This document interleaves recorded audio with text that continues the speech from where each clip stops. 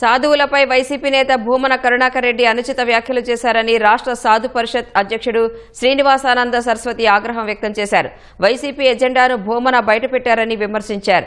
మాజీ chairman YV Subbareddy తప్పు జరిగిందని ఒప్పుకుంటున్నారు కాబట్టి ఆయన క్షమాపణ చెప్పాలన్నారు. హిందూ సంఘాల నాయకులు మౌనంగా ఉండటమే వైసీపీ నేతల అనుచిత వ్యాఖ్యలకు కారణమన్నారు.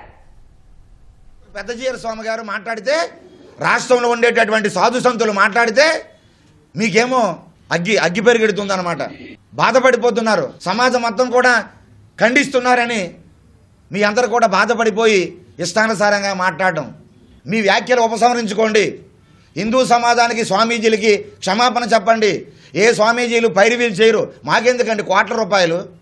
మాకు పైరువీలు చేయాల్సిన అవసరం మాకేముందండి? మాకు పిల్లలు ఉన్నారా? ఎవరున్నారండి? మాకు సమాజమే మా కుటుంబం, సమాజమే మాకు ఒక దేవాలయంగా భావిస్తాం.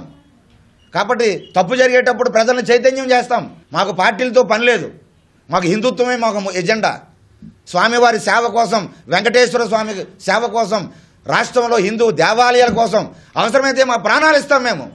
అటువంటి స్వామీజీలని, పీఠాధిపతుల్ని, మఠాధిపతుల్ని వైసీపీ ప్రభుత్వం తాలూకా ఎజెండాని మీరు బయట పెట్టారు.